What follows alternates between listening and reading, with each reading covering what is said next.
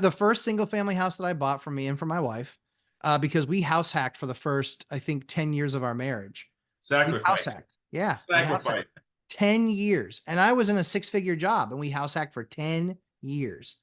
And then I made a deal with her. I said, listen, as soon as we're having the first baby, so 6 years ago, as soon as we're having the first baby, I'll buy us a single family house because I don't want to put the neighbors in pain.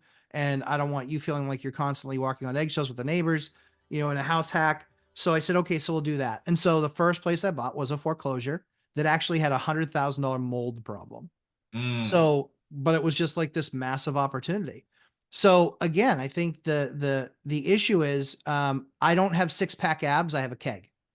Well, the difference is that I'm not willing to do what it takes to get six pack abs. Mm. I'm not willing to do what it takes. Just plain and simple. I would love to sit down to a piano and be able to play Mozart. Never going to happen because I'm not willing to put in the time ever to get that done. So, invest your time in areas where you want to see a return, but recognize that anything that is worth doing is going to take time to do and that nothing is an overnight success. It's nothing is an overnight success. I love that you mentioned that. Because my next question leading up to this was, when did you find out like you were free? Like, you know what? I don't have to go to work. When did you find out? And then how did that feel? It was probably 5 years, probably 5 or 6 years ago. Hmm. Like it depends on how you want to retire, right? Yes. There's thin fire, there's regular fire, then there's fat fire. And I like to say that I like to be in the camp of obese fire. I want to have so much that it just doesn't even matter, because that means there's that much more that we can give and we give a lot. I love vets. And so we do a lot of stuff for, we're literally doing an entire project for veterans. We're doing a huge indoor playground for kids. And the whole idea is that they can go there, they can play and they can get food. And we're trying to keep it to like 15 bucks. It's Mhm. like, so it's not like a free thing, but it's pretty dang close because you can't do anything for 15 bucks anymore. I Yeah. know because I have 4 kids. But You want yeah, to know something funny? I have a graph of an indoor playground. We already got schematics. We already got the pieces. It's it's crazy. awesome.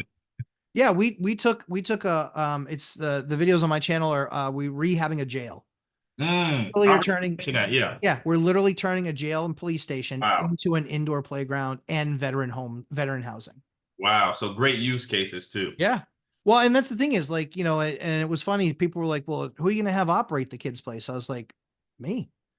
I'm going to Mm. operate it because I want to guarantee, I want to curate a certain experience for kids. But that's the opportunity that you get to give back. And so as you look at it, when's that do you get free time? Yeah, it was probably, excuse me, 5 or 6 years ago. And I was like, but I wasn't ready here or here, Mm. and I was like, when I retire, I'm done. I'm done. And I got 26 years in tech when I retired. So it was Wow. about when I hit my 20-year mark, I could have retired. Mm. But I had a smaller company that I worked for, and it was ownership. They were older, and I was like, if I leave, the company's going to be in trouble. And so I'm going to stick on for them, and I still have my goals of where I want to get this company to. I got the company to those goals, and then I said, okay, am I having fun? Am I enjoying what I'm doing? Is it change? Is it taking away any part of my life? Mhm. And as we started to add kids more and more, it was like, okay, this has become a major impedance on being able to do the things that I want to do. And I'm not a vacation guy. I'm very much just I like to be present, present with my kids, present with my wife. Um, and so from that perspective, yeah, it was probably 5, 6 years ago. And then then the pandemic hit, and then it was all, who knew what that was going to look like, right? So it's just like, I want to stick with the company, make sure we get them through this, make sure we get everybody through this. We did that. And then I went to the ownership and I said, I think it's time to sell. And it's because I didn't want to leave them. I got the company sold, went to work for this much, much, much larger company. And then I just said, you know what? Let's just see how it goes. And after about 6 months, I saw how it went and I was just like, this isn't where I want to spend my time anymore. And so now thankfully I've come to the point where I have obese fire. Good. And so I could, move on and kind of, move around amongst the cabin and Yeah. kind of do what I wanted. It feels good, doesn't it? Just to, I put a big value on family time, spending family time as Yeah. much as possible when I want to, under what circumstance I want Right. to, and having that freedom to do that is, I think, the highest value. And most Absolutely. don't. Yeah, I mean, you look at it's so hard for single parents, man. Mm, I have friends that are single parents, that's so hard. yeah. That's so hard, and so for me, I'm super blessed. I wanna spend as much time as I can with my kids. 85% of the time that your kids are gonna get with you is the age before the age of 5. That statistics is not gonna be true for me and my kids. It's not. I wanna spend as much time as I can with them, so I'm there in the morning spending time with them, not doing other stuff. I'm there at night with them doing dinner and that sort of stuff, and if something needs to happen, it can happen at 7 o'clock, 8 o'clock after they're already in bed, and then I can talk to other contractors I love that. and manage it. And you know what? High income earners, I know a lot of people that make a lot of money, high income Sure. earners, Mhm. and they don't have that freedom. No. Money does not create the freedom, ladies and gentlemen. It's a lifestyle that creates that freedom. Mhm. And I was at a friend's house, and they high income, making I think 7 8 figures a year, and they had to work. Like Yeah. they like it was just like, excuse me, you have to work. What like why? And it was just like, this is what I have to do, and it's something that they were not really passionate about, but the salary was there. Money trap. Yeah, and Money trap. and it's like, okay, and they're about 49, 50. They're gonna be at that point of like, how do I get out? What do I do? Have to make your money work for you, you know. You have to, right? Like I won't say that I feel bad for somebody pulling down 7 figures, No, that's right? not. But at the end of the day, if you wanna ever be able to walk away, a lot of times it's funny because people are like, "Oh, that guy just runs a small business." Yeah, that he started 25 years ago. Like, I worked with one guy, he started a landscaping business 30 years ago, or 40 years ago, and he just sold it. And it was him and his dad and his son when he started that company. And now it's like 200 people. They've got 80 or 90 trucks. They got every piece of equipment you could imagine, and he sold it. Mm. And now he's kind of getting his life back and he's retired and he can kind of do whatever he wants, but he doesn't have youth on his side. He's 70. He's 70. And I was like, why didn't you walk away 20 years ago? He goes, it just wasn't big enough. I go, how big was it? We talked about it and he was like, and it was still pretty big.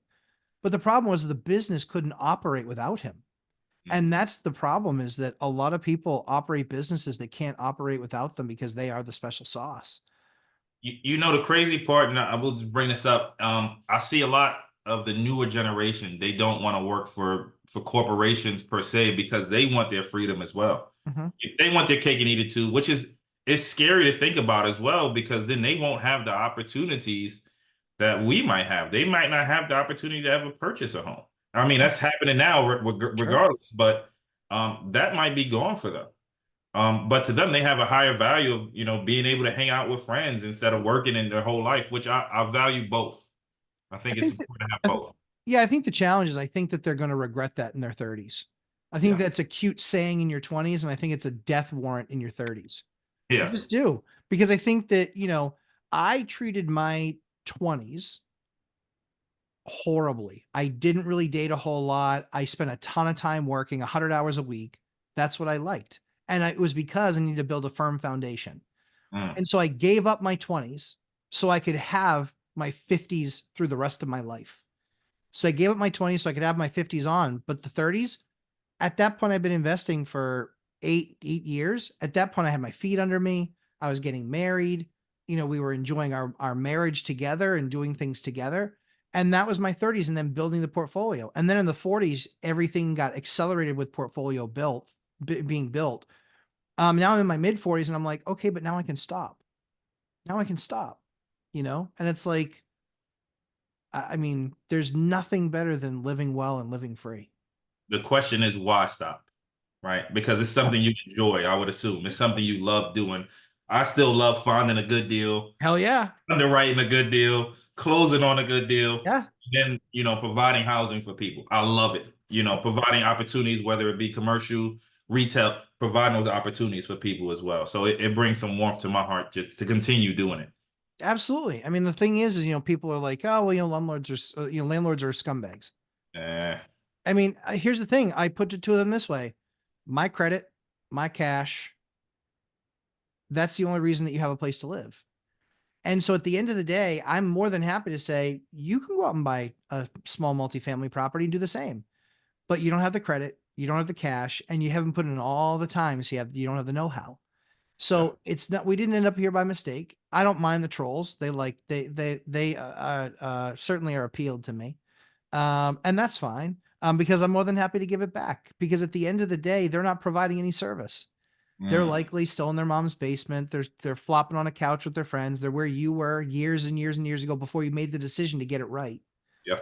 And what happens then in their 30s? They realize I had it all wrong, and now I got to start now. Yeah, and now it's going to take that much more work, especially if you want to squeeze down the timeline. There's nothing better than time. In fact, I'm buying a property that we were going through the contract piece, and I'm paying $750,000 for this property.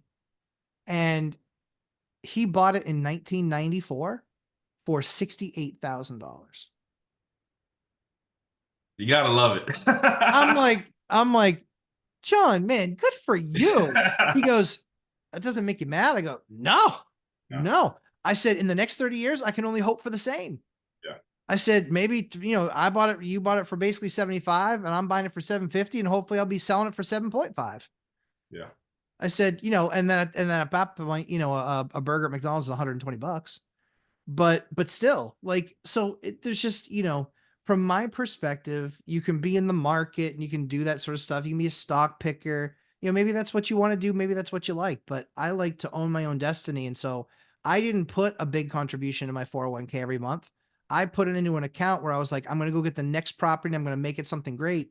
And so now I have stuff that, now I'm at the, now 23 years in, I'm now to the point where I have some properties that are actually getting paid off, where I now own them outright and they've doubled or tripled in price. Like, Mm. that's a pretty good feeling. And you can't get there in 3 years or 5 years or even 10 years. It Mhm. takes a slow, steady approach, recognizing that this is a way that I'm going to do it for the next 10, 20, 30 years. And you might find out it's not for you. And then you sell out of your stuff that you have. You might find out that it's not for you, but you might find out, hey, maybe it's for me, but just not that big. Maybe I just want a couple. Couple's fine. Couple's good.